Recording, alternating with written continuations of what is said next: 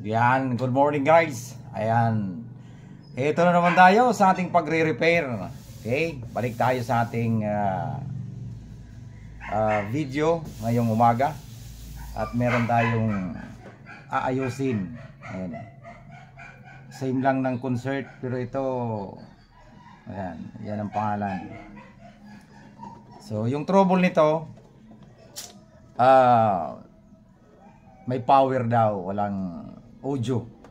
So yan ang ibibigay kong technique sa inyo kung paano hanapin yung ganitong trouble. Kasi yung trouble niya walang audio, pero yung relay, yung speaker protector relay ay gumagana. So ibig sabihin tutunog na sana siya, pero may problema. Ito yung pinaka sikreto kung paano ito ayusin. So, siyempre, bago natin buksan, yung mga hindi pa po nakapag-subscribe sa aking YouTube channel, ang Jamtech, ayan, mag-subscribe na po kayo at pwede tayong makatulong sa kapwa. At siyempre, huwag kalimutan kalabitin ang bell button para lagi kayong updated sa aking mga video. Ayan, so buksan na natin. So, ibaba natin yung camera. Ayan.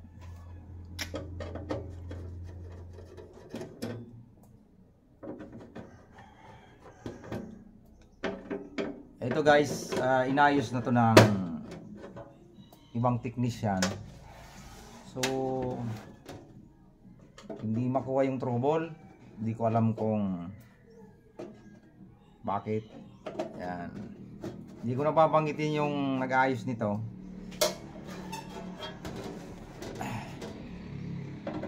Broken seal na, oh. So talagang binuksan na.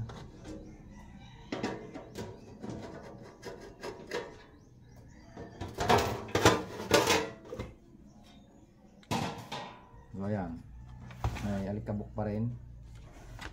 So konting linis-linis muna para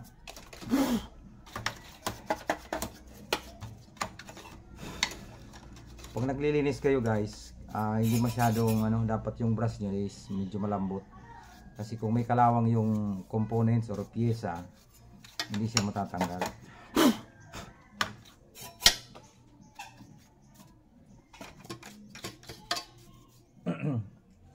So, unang-unang titingnan nyo guys,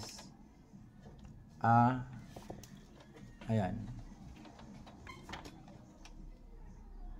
kapag nag-troubleshoot kayo ng amplifier, unang-unang titingnan nyo kung sabog yung fuse.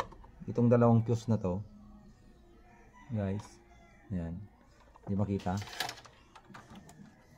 Ayan, yung dalawang fuse 5 ampere yata to. Ayan. Ayan, 5 ampere. Dapat hindi sabog. Kapag sabog yan, ibig sabihin may trouble yung kanyang power output. Itong output na yan. Yung apat na yan, bali 4, bali 8, 4 pairs. Ayan. Kung tawagin, 2 pair channel. So, pag sabog yan, may trouble dito. Pero pagka nag-release ang relay, wala kang gagalawin dyan sa pinaka mainboard. Tatandaan nyo po guys, mga ka-Jamtech, pagka hindi sabog yung fuse tapos nag-release ang relay, wala kayong gagawin dyan. Tandaan guys. So isasaksak natin kasi buo naman yung fuse. Isasaksak natin. So tatandaan nyo, itong relay na to, speaker protector, ayan, ito sa ilalim yan. Ito yung babantayan nyo. Kapag nag-release yan, ibig sabihin buo yung kanyang mainboard, yung left and right amplifier. Saksak natin.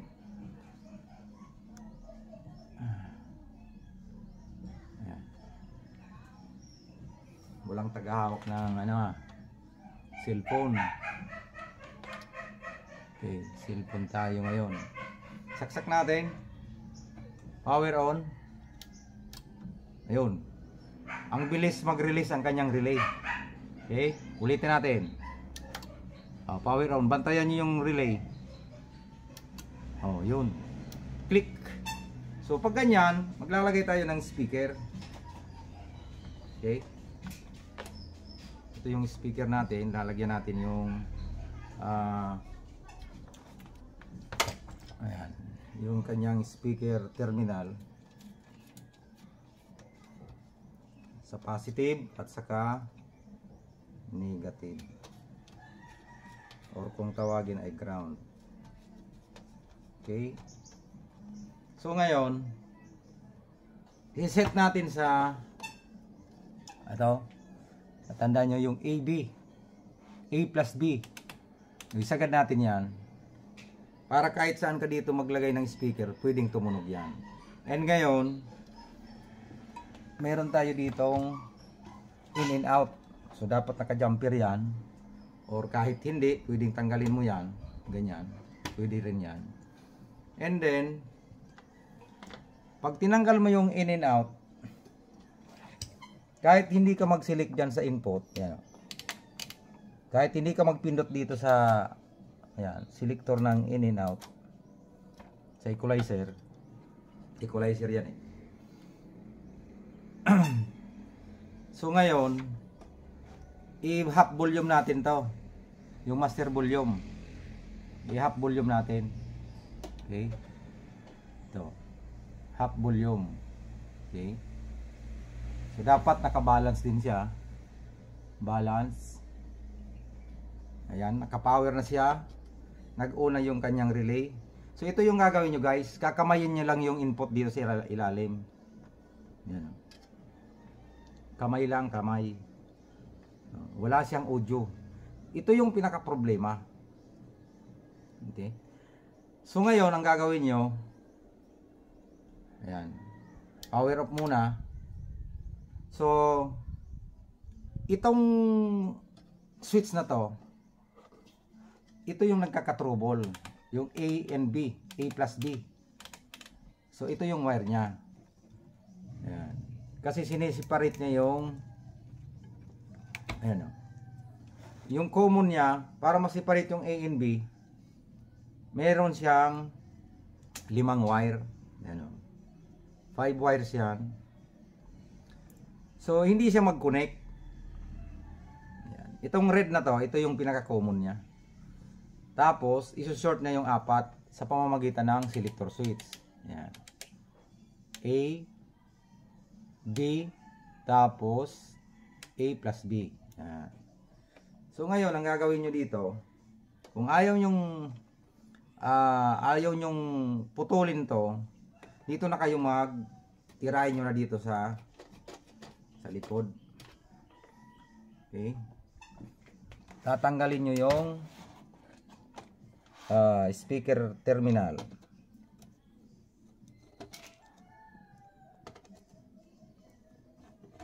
Ayan.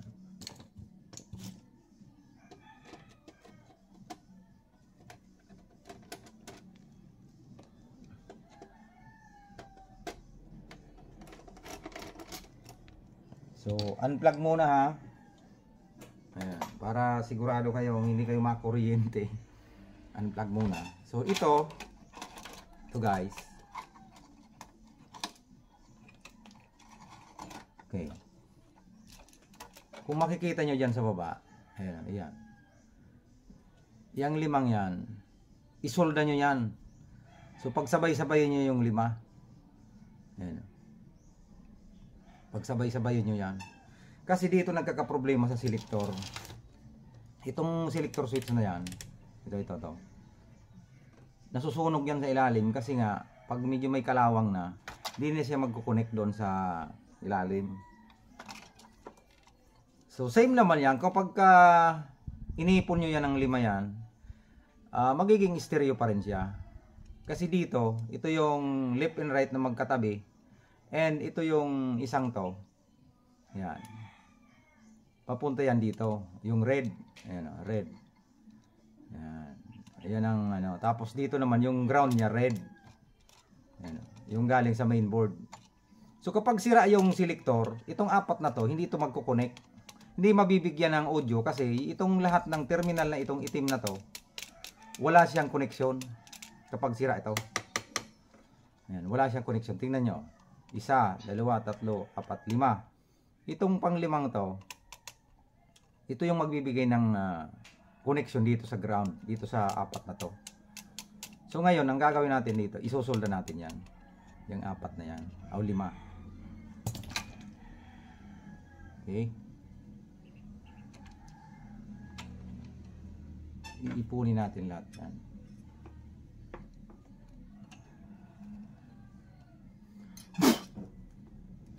May problema ng ating soldering iron.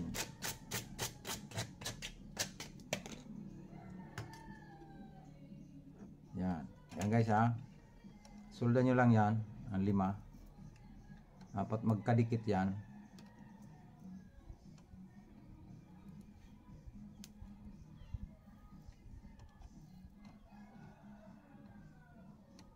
Yun. Yan ha. Ayan o.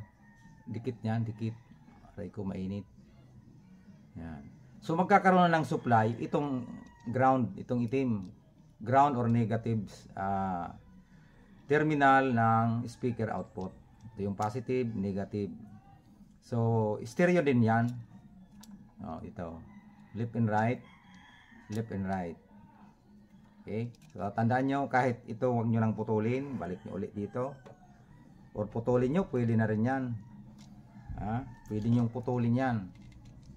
Ayan, kasi nakakunik na yan dyan sa negative, pwede nyo nang putulin yan.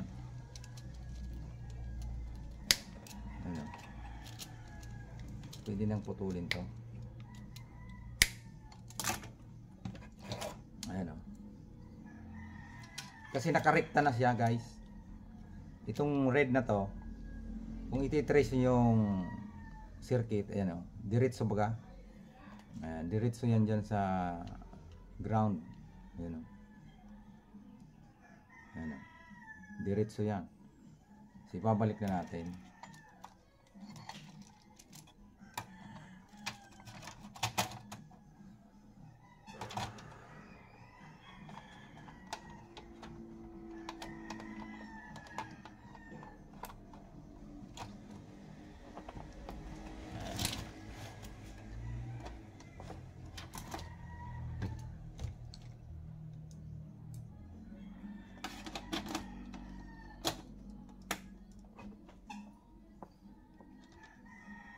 Sana mag-audio para hindi tayo mapaya.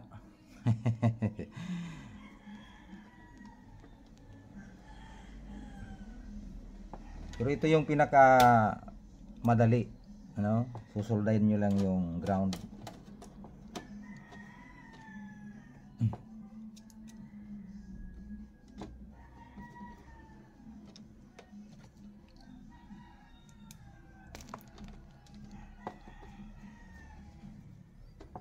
Okay.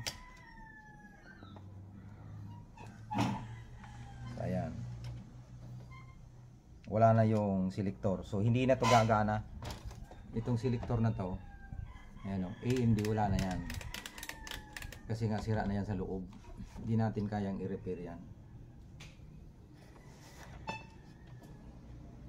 So lalagyan natin ng speaker sa likod. Dito. A and B. Kahit alin dyan, tutunog na yan. Kasi meron na siyang connection sa ground. Okay. Kahit alin dito, tutunog yan. So guys, tatandaan ha. Puputulin nyo or hindi na puputulin. Basta isolda sa ilalim. So isasaksak na natin guys. Kanyang AC cord. And then yung input, itong input na to, kakapain nyo lang yan. Yan. Para magkaroon ng audio. Okay.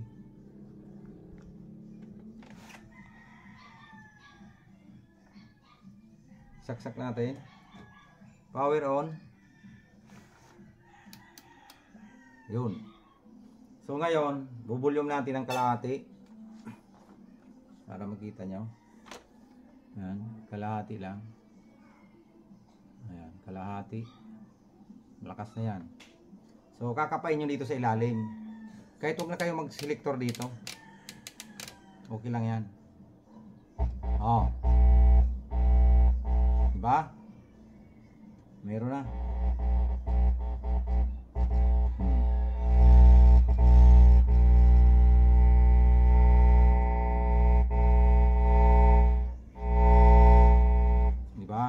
Huwag kayong matakot kamayin yung amplifier. Huwag lang dito sa AC.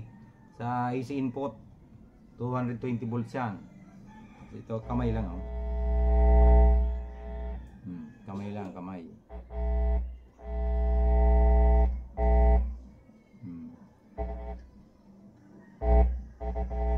Kahit ilagay na natin to, yung jumper nya sa likod.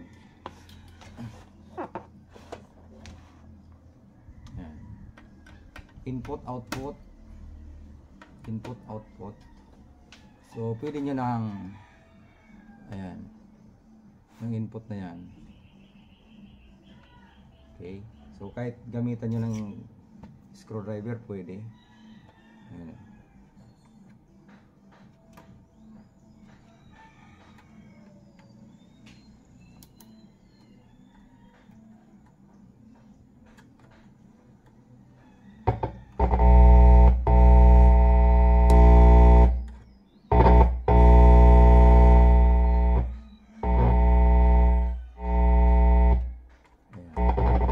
Subukan natin kabilang channel.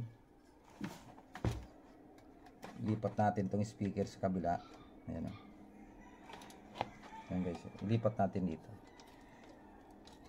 kabilang channel para malaman natin kung stereo yung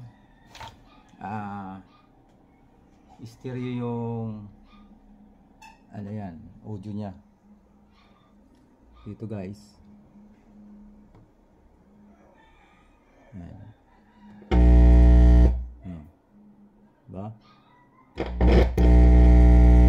So patugtog tayo. Okay, lagyan natin ng, kaso lang ginagamit yung cellphone.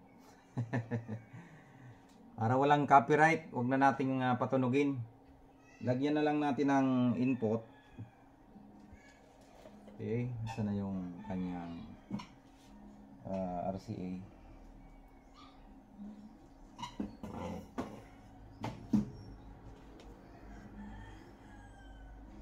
Wala yung ating ito yung ating ginagamit sa cellphone, kaso lang yung cellphone ginagamit ko pag video. So mag-i-input tayo dito sa CD. Okay,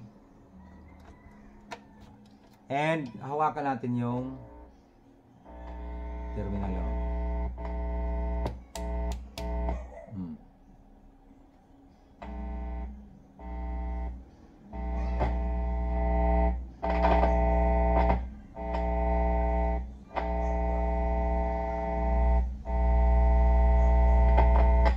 Okay. So pasensya na, wala tayong pang testing. Sa bagay, iwas copyright.